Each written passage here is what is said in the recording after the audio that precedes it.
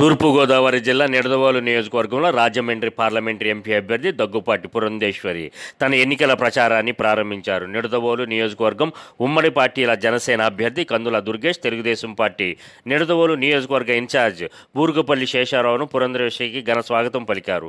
మండలంలోని తిమ్మరాజుపాలెం గ్రామంలో ఏంచేసి ఉన్న శ్రీ కోట సత్తమ్మ అమ్మవారిని దర్శించుకున్నారు.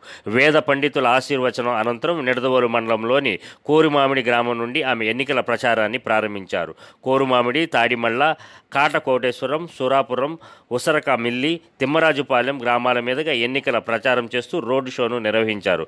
తెలుగుదేశం పార్టీ ఇన్ఛార్జి బూరుగుపల్లి శేషారావు, శశి విద్యా సంస్థల అధినేత బూరుగుపల్లి వేణుగోపాల్ కృష్ణ తదితరులు పాల్గొన్నారు. కేంద్రం ఇచ్చినటువంటి లాభాలను సైతం ఇక్కడ ఉన్నటువంటి లాభార్థులకి అందించకుండా కేంద్రం 4 కోట్ల ఇళ్లను దేశవ్యాప్తంగా నిర్మాణం చేస్తే మన రాష్ట్రానికి 22 లక్షల ఇళ్లు ఇస్తే కేవలం 3.5 లక్షల ఇళ్లు అంతకుముందు ఏదైతే ప్రభుత్వం నిర్మాణం చేసిందో అది మాత్రమే పేదలకి పంచిపెట్టడానికి కూడా చేతులు రానటువంటి ప్రభుత్వాన్ని మనం గడిచిన 5 సంవత్సరాల కాలంలో కూడా మనం చూసాం. అదేవిధంగా మన బిడ్డలకి ఉపాధి అవకాశాలు లేవు. వారికి సైతం ఏదో నేను డిఎస్సి నిర్వహిస్తాను ప్రతి సంవత్సరం చెప్పినటువంటి సందర్భంలో సైతం మన బిడ్డలకి ఉపాధి అవకాశాలు లేనటువంటి నేపథ్యంలో పొరుగు రాష్ట్రాలకి, దేశాలకి మన బిడ్డలు వలసపోతున్నటువంటి పరిస్థితిని కూడా మన కళ్ళ ముందు మనం చూస్తున్నాం. కనుక ఏ వర్గం వారికి కూడా ఇవాళ న్యాయం చేయనటువంటి ప్రభుత్వం ఏదైతే ఉందో ఆ ప్రభుత్వానికి చర్మగీతం పాడవలసినటువంటి బాధ్యత మన మీద ఉంది.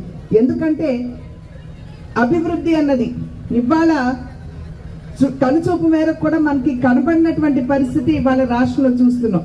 అభివృద్ధి లేని రాష్ట్రంగా ఇవాళ ఆంధ్రప్రదేశ్ పేరుగాంచిందంటే అది జగన్మోహన్ రెడ్డి గారు చలవేనని చెప్పి మనం అందరం కూడా ఇక్కడ గమనించవలసినటువంటి విషయం. పరిశ్రమలు లేవు, ఎటువంటి అభివృద్ధి లేనటువంటి సందర్భంలో నిజంగా ఇటువంటి పాలన మనకు అవసరమా అని చెప్పి ఒక్కసారి గుండెల మీద చేయి వేసుకుని మనం ఆలోచించుకోవాలి. ఆ నేపథ్యంలోనే 3 పార్టీల కూటమి ఇవాళ మీ ముందుకు వచ్చాయి. ఈ 3 పార్టీలకి సంబంధించినటువంటి నాయకత్వం గురించి ఇందాక దుర్గేష్ గారు చెప్పారు. ఒకరు దేశాన్ని అగ్రగామిగా ఒక గురుతరమైనటువంటి స్థానాల్లో నిలబెడితే ఒకరికి ఉన్నటువంటి సామర్థ్యం, సుదీర్ఘమైనటువంటి రాజకీయ మరియు పరిపాలన అనుభవం చంద్రబాబు నాయుడు గారికి ఉంది. అదేవిధంగా జనసేన పార్టీ అధ్యక్షులైనటువంటి పవన్ కళ్యాణ్ గారు ఎవరైనా సరే ఇబ్బందుల్లో ఉంటే వారి గడమై నేను ప్రశ్నిస్తానంటూ ముందుకు వచ్చినటువంటి నాయకత్వం.